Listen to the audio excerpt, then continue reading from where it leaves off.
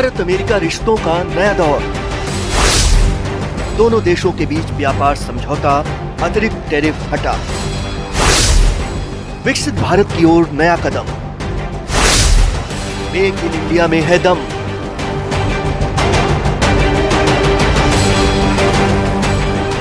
भारत और अमेरिका के बीच आर्थिक रिश्तों को नई ऊंचाई देने की दिशा में दोनों देशों ने बड़ा कदम उठाया है।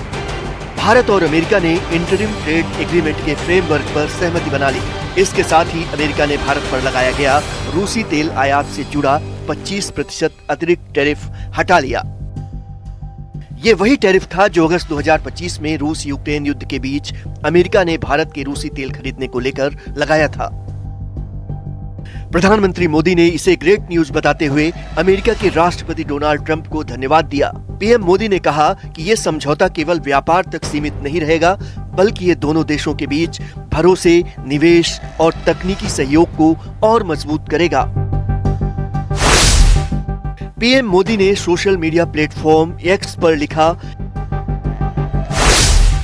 ये समझौता भारत और अमेरिका के लिए बड़ी खुशखबरी है। मैं दोनों देशों के बीच मजबूत संबंधों के लिए राष्ट्रपति डोनाल्ड ट्रंप की व्यक्तिगत प्रतिबद्धता के लिए उनका आभार व्यक्त करता हूं। पीएम मोदी ने लिखा कि ये समझौता मेक इन इंडिया को मजबूती देगा और भारत के मेहनती किसानों, उद्यमियों, एमएसएमई, स्टार्टअप इनोवेटर्स, मछुआरों और अन्य वर्गों के लिए नए अवसर खोलेगा। इससे महिलाओं और युवाओं के लिए बड़े पैमाने पर रोजगार के अवसर पैदा होंगे। भारत और अमेरिका के बीच हुई इंटरिम ट्रेड डील की शर्तों के मुताबिक अमेरिका भारतीय सामान पर 18% शुल्क रखेगा। भारत पर से अतिरिक्त 25% टैरिफ पूरी तरह खत्म होगा।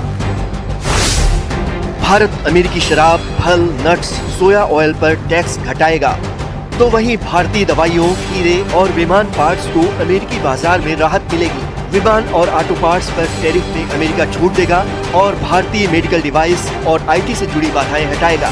डिजिटल ट्रेड और टेक्नोलॉजी में सहयोग बढ़ेगा। भारत अगले 5 साल में अमेरिका से $500 अरब की खरीद करेगा और चीन जैसी नीतियों के खिलाफ दोनों देशों का रणनीतिक गठजोड़ तैयार होगा।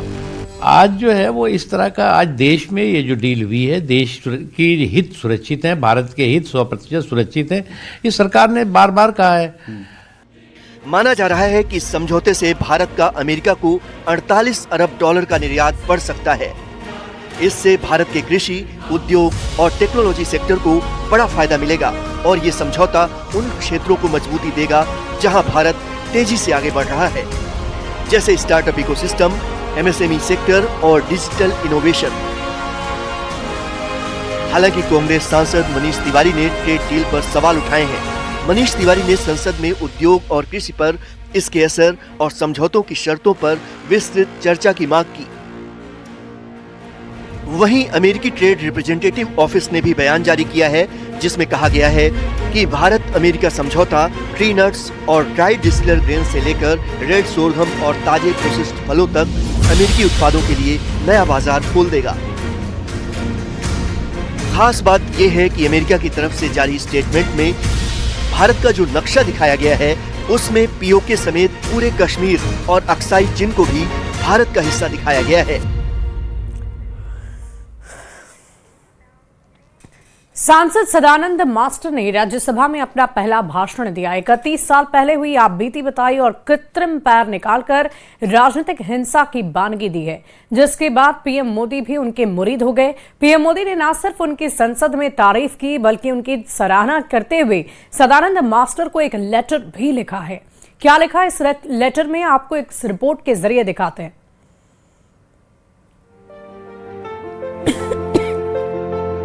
भयानक त्रासदी पर हार नहीं मानी। I am hearing from this house about democracy, democracy, democracy. But those who are roaring about democracy, they committed an attack upon me 31 years ago. काटे गए पैर पर हिम्मत नहीं हारी। In a bazaar, an organized criminals caught me. Immediately after get down from the bus, they caught me from backside and put me down on the road. Rajya Sabha में सुनाई यातना की आप बीती। The members of this, what is democracy? You are always telling about You are going to democracy. reply now. You are always telling about democracy. You are always telling about tolerance. I will allow You are you when you are always going- telling about humanity. साहस के प्रतीक Sadanand master. कटे हुए पैर से जिंदगी गुजार रहे हैं, लेकिन संस्कार इतने ऊंचे हैं कि वाणी में भी अपशब्द नहीं निकलता है, बर्तन में भी कटुता नजर नहीं आती। संसद में प्रधानमंत्री नरेंद्र मोदी जिस शख्सियत की तारीफ कर रहे हैं वो अमानवीय यातना और राजनीतिक हिंसा के जीते जागते उदाहरण हैं।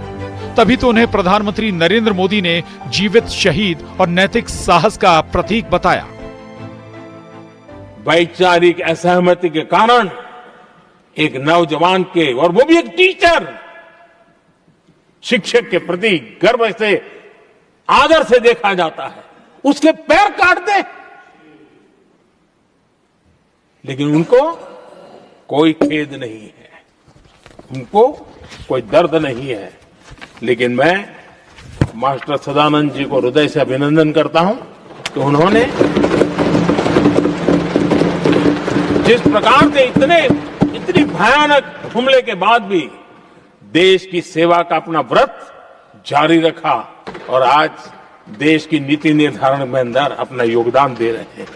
ये गर्व की बात है और ऐसे लोगों के सहारे हम राजनीति में जीते हैं, काम करते हैं, देश के लिए जीने मरने की प्रेरणा मिलती है। ये संस्कार हमें पाए हैं, ऐसे लक्षावधि कार्यकर्ताओं के तब से पाए हुए। संसद में प्रधानमंत्री नरेंद्र मोदी ने जिनके संघर्ष के बारे में बताया, उन्होंने हमेशा ही सेवा को जीवन का सिद्धांत माना है। कौन है सदानंद मास्टर? शिक्षक, सामाजिक कार्यकर्ता और राजनेता, नेशनल टीचर्स यूनियन के उपाध्यक्ष भी रहे, आरएसएस सदस्य और केरल बीजेपी के उपाध्यक्ष। जुलाई 2025 में राज्यसभा के लिए मनोनीत। 1994 में केरल के कन्नूर में जानलेवा हमला, वैचारिक मतभेद के चलते दोनों पैर काटे गए। कृत्रिम पैरों और साहस के साथ गुजार रहे जीवन। 30 साल की उम्र में ऐसी त्रासदी से गुजरने के बाद भी सदानंद मास्टर ने हार नहीं मानी। उन्होंने हिंसा की जगह साहस और सिद्धांतों को चुना। शिक्षक के रूप में अपनी सेवाएं जारी रखी। हिंसा और धमकियां भी राष्ट्रीय विकास के प्रति उनके अटूट संकल्प को कमजोर नहीं कर पाई। तभी तो प्रधानमंत्री मोदी ने न सिर्फ उनकी संसद में तारीफ की, बल्कि उनके पहले भाषण की सराहना करते हुए एक पत्र लिखा। उन्होंने कहा कि सदानंद मास्टर के शब्दों में नैतिक शक्ति, दृढ़ विश्वास और आत्मविश्वास झलकता है। पीएम नरेंद्र मोदी ने उनके साहस, देशभक्ति और भारतीय संस्कृति के प्रति सम्मान की भी तारीफ की। प्रधानमंत्री नरेंद्र मोदी के संसद में दिए गए भाषण से एक दिन पहले राज्यसभा सांसद सदानंद मास्टर ने उस यातना को याद किया जिसे सुनकर सभी के रोंगटे खड़े हो गए। I am hearing from this house about democracy, democracy, democracy. But those who are roaring about democracy, they committed an attack upon me 31 years ago. An organized criminals caught me immediately after get down from the bus. They caught me from backside and put me down on the road and cut off 2 legs. They were shouting about Inqilab Zindabad. They were shouting about democracy. You are right now. You are always telling about democracy. You are always telling about tolerance. I will allow You you are when you are always going- telling about humanity. But your commitment is based on the political violence. Political violence. Sadanand master ने सोमवार को राज्यसभा में अपने पहले भाषण के दौरान कृत्रिम पैर निकालकर दिखाए थे, जिस पर काफी हंगामा हुआ। विपक्ष ने इसकी आलोचना करते हुए इसे नाटक तक करार दिया, लेकिन उनके संघर्ष की कहानी उनके साहस की बानगी देती है। Bureau report, news 18। आरएसएस के 100 साल पूरे होने पर मुंबई में आयोजित कार्यक्रम में बॉलीवुड अभिनेता सलमान खान के साथ फिल्ममेकर सुभाष घई और गीतकार प्रसून जोशी और कई फिल्मी हस्तियां शामिल हुई। इस मौके पर आरएसएस प्रमुख मोहन भागवत ने कई मुद्दों पर अपनी बात रखी। मोहन भागवत ने कहा कि भारत में रहने वाली सभी हिंदू हैं।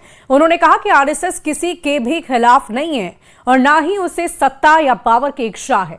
इसके साथ ही टैरिफ को लेकर भागवत ने कहा कि व्यापार अपनी मर्जी से होगा, किसी के दबाव में आकर नहीं। आरएसएस प्रमुख ने कहा कि हमें महाशक्ति नहीं, विश्व गुरु बनना है। विश्वास पात्र श्रेष्ठ कि भारत में हिंदू ही है और कोई है नहीं। हिंदू है यानी क्या है? हिंदू कहने से हम उसको रिलीजन न माने, पूजा पाती कर्मकांड न माने। हिंदू एक विशिष्ट समुदाय का नाम नहीं है। हिंदू ये नाउन नहीं है, संज्ञा नहीं है। हिंदू एडजेक्टिव है, विशेषण है। संघ का जो काम है वो संघ के लिए नहीं है, वो पूरे देश के लिए है, भारतवर्ष के लिए। संघ क्या है जानना है तो पहले संघ क्या नहीं है ये जानना चाहिए। संघ किसी दूसरे संगठन की कंपटीशन में निकला नहीं और नहीं है। संघ किसी एक विशिष्ट परिस्थिति की रिएक्शन में, प्रतिक्रिया में नहीं चला है। संघ किसी के विरोध में नहीं चला है। हमारा काम सर्वेषाम अविरोधेन, बिना किसी का विरोध किए करने का काम है, चलने वाला काम है। नीति के स्तर पर हम कहेंगे कि ऐसे लेंगे, लेन देन तो करनी पड़ती है अंतरराष्ट्रीय व्यापार में, आइसोलेटेड तो नहीं रह सकते। लेकिन जो भी हम करेंगे लेन देन वो हमारे अपने मर्जी से करेंगे, किसी के दबाव से नहीं करेंगे, टैरिफ को देखकर नहीं करेंगे। तो धीरे धीरे ये चल रही है नीति। हम दुनिया के, हम महाशक्ति नहीं बनेंगे। महाशक्ति डंडा चलाती है, चला ही रही है, देख ही रहे हम। ऐसा हमको नहीं बनना है ना। हम विश्व गुरु बनेंगे और भाषण से नहीं सिखाएंगे, डोमिनेशन से नहीं सिखाएंगे। We will lead from within, we will lead by example. स्वम स्वम चरित्रम शिक्षेरन, ऐसा हमारा भारतवर्ष है, उसका ये प्रयोजन है। मुंबई में आरएसएस के कार्यक्रम के दौरान सर संचालक मोहन भागवत ने समाज, संस्कृति और राष्ट्र की एकता को लेकर बड़ा बयान दिया। मोहन भागवत ने कहा कि भारत में रहने वाले सभी लोग हिंदू हैं। उन्होंने कहा कि हमारी भाषाएं जरूर अनेक है लेकिन संस्कृति एक है। भागवत ने स्पष्ट किया कि संघ किसी राजनीतिक पार्टी से जुड़ी हुई नहीं है, न किसी से प्रतिस्पर्धा करती है। संघ का उद्देश्य सत्ता नहीं बल्कि पूरे देश की सेवा और राष्ट्र का निर्माण है।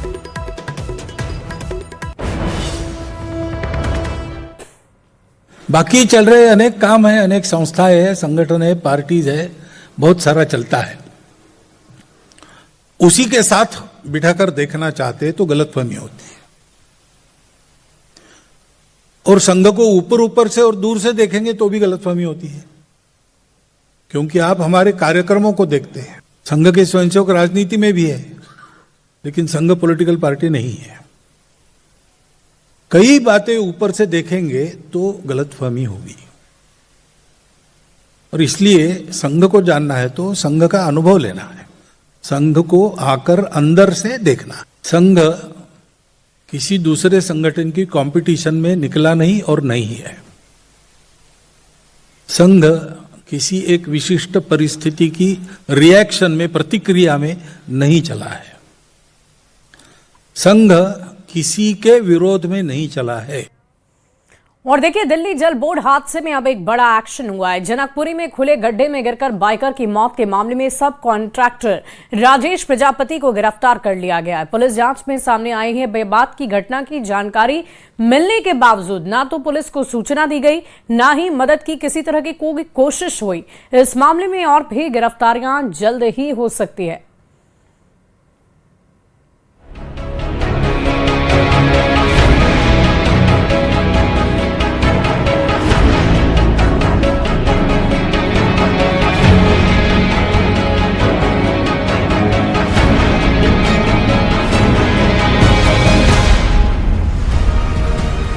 दिल्ली के जनकपुरी में खुले गड्ढे में गिरकर युवक की मौत के जिस मामले ने पूरे देश का ध्यान खींचा, उसकी जांच में बेहद चौंकाने वाला खुलासा हुआ है।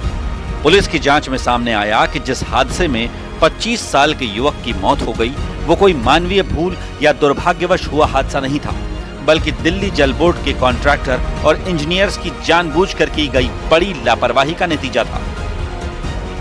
दिल्ली पुलिस ने इस मामले में पहली गिरफ्तारी की है और जल बोर्ड के आरोपी सब कॉन्ट्रैक्टर राजेश प्रजापति को गिरफ्तार कर लिया है। चश्मदीद ने खोली पोल, सिस्टम में होल। 5 फरवरी की देर रात जब ये घटना हुई तो उस वक्त एक परिवार सड़क से गुजर रहा था, जिसने बाइक सवार कमल को गड्ढे में गिरते देखा। इस परिवार का कहना है कि उसने तुरंत वहां मौजूद सिक्योरिटी गार्ड और गड्ढे के पास टेंट में रह रहे एक शख्स को सूचना दे दी थी। जांच में सामने आया कि टेंट में रहने वाला शख्स राजेश प्रजापति का कर्मचारी था। पुलिस के मुताबिक कर्मचारी ने तुरंत सब कॉन्ट्रैक्टर राजेश प्रजापति को फोन किया। राजेश देर रात मौके पर आया भी। उसने गड्ढे में बाइक देखी और कमल को नीचे पड़ा हुआ देखा, लेकिन इसके बावजूद न तो उसने पुलिस को सूचना दी, न ही गड्ढे से युवक को निकालने की कोशिश की। थोड़ी देर में ही वो वापस अपने घर चला गया। इसी लापरवाही के लिए अब दिल्ली जल बोर्ड के कॉन्ट्रैक्टर राजेश प्रजापति को गिरफ्तार किया गया है। इसके साथ ही दिल्ली जल बोर्ड के 3 अधिकारियों, एग्जीक्यूटिव इंजीनियर, असिस्टेंट इंजीनियर और जूनियर इंजीनियर को सस्पेंड कर दिया गया है और दिल्ली जल बोर्ड के अधिकारियों के खिलाफ FIR दर्ज की गई है। दिल्ली के मंत्री आशीष सूद खुद ग्राउंड जीरो पर पहुंचे। उन्होंने भरोसा दिया कि इस मामले में किसी भी दोषी को बख्शा नहीं जाएगा। पुलिस के माध्यम से भी जल बोर्ड और कॉन्ट्रैक्टर के खिलाफ FIR दर्ज की गई है। अब इंक्वायरी में अगर जल बोर्ड के कुछ अधिकारी भी दोषी पाए जाएंगे, उन पर भी केस चलेगा। उधर इस मामले पर सियासत भी तेज हो गई है। आम आदमी पार्टी का आरोप है कि दिल्ली की बीजेपी सरकार हादसे की जिम्मेदारी मृतक पर डालने की कोशिश कर रही है। ये दिखाया जाए कि साहब सब जगह तो बैरिकेडिंग थी, वो खुद ही जो है आके गड्ढे में बाइक समेत कूद गया और पुलिस ने दिखाया कि हमने तो भाई पूरा काम किया, पता नहीं वो कैसे मर गया। पूरे दिल्ली सरकार ने सख्त एक्शन लिया है। जो इसके जिम्मेदार हैं उनको बख्शा नहीं जाएगा। दिल्ली में इस तरह के हादसे न हो, इसके लिए दिल्ली सरकार पूरी तरह सजग है। बड़ी बात यह है कि दिल्ली के जनकपुरी में हुआ यह हादसा सिर्फ सड़क में गड्ढे से युवक की मौत का मामला नहीं है। ये घटना सिस्टम में छुपे उन गड्ढों को भी दिखाती है जो शायद ही कभी भर पाएंगे। और देश की राजधानी दिल्ली में बच्चों महिलाओं के गायब होने की खबरों से लोगों में डर का माहौल है। दावों के अनुसार इस साल की शुरुआती 15 दिन में 800 से अधिक लोग लापता हो गए, यानी हर दिन करीब 54 लोग गायब हो रहे हैं। इस बीच न्यूज 18 की टीम लगातार लोगों के गायब होने की पड़ताल करने में जुटी हुई है। दिल्ली के शंकर नगर की एक कहानी आपको हम दिखाते हैं। यहाँ BBA की छात्रा इशिका रस्तोगी 30 अगस्त को घर से निकली और फिर लौट कर नहीं आई। अपनी थोड़ी सी जिम्मेवारी समझ, उसके पापा को ना फिर भी। कोई बात नहीं दादी, आप परेशान मत होइए, आ जाएगी इशिका जहाँ भी होगी। आप 3 दिन बाद उन्होंने FIR करी है। 3 दिन का समय लग गया FIR में? समय लगा मैम, वो लिख ही नहीं रहे थे।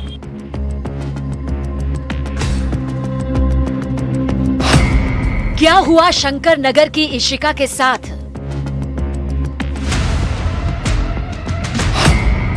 पांच महीने से कहां गायब है दिल्ली की इशिका? क्या हुआ था 30 अगस्त 2025 की शाम? दिल्ली का शंकर नगर इलाका, गली नंबर 2 की रहने वाली इशिका रस्तोगी 30 अगस्त 2025 से गायब है। अपनी दादी से 250 रुपए लिए, कहा भाई से मिलने जा रही हूं। 4 घंटे बीते, इशिका वापस नहीं लौटी। दिल्ली जैसे सैटरडे था, कॉलेज नहीं गई थी, अपना रूटीन का नाश्ता वाश्ता करके पढ़ने बैठ गई थी शाम को। और उसके बाद पढ़ने के बाद 6 बजे वो उठी और बोलती है मैं अपने भाई से मिलने जा रही हूँ। और फिर वो गई है। उसके बाद 6 बजे के बाद 9 बजे उसके फादर आते हैं, तो उन्होंने पूछा अपनी मम्मी से, इशिका की दादी से, कि बिट्टा कहाँ पे है। तो बोलने लगी वो अपनी भाई से मिलने गई है। तो बोलने लगे कि ठीक है मैं फोन करके बुलाता हूँ उसे। फिर उन्होंने फोन मुझे करा है, तो पता चला कि इशिका मेरे पास तो आई नहीं है। घर वालों ने पहले खुद तलाश शुरू की, गली गली, दोस्तों के घर, रिश्तेदारों के यहाँ। CCTV में बस एक ही तस्वीर मिली, इशिका पैदल पैदल घर से दाईं ओर जाती हुई। जब पुलिस के पास पहुंचे तो एफआईआर लिखने में 3 दिन लग गए। यहाँ रुकेंगे।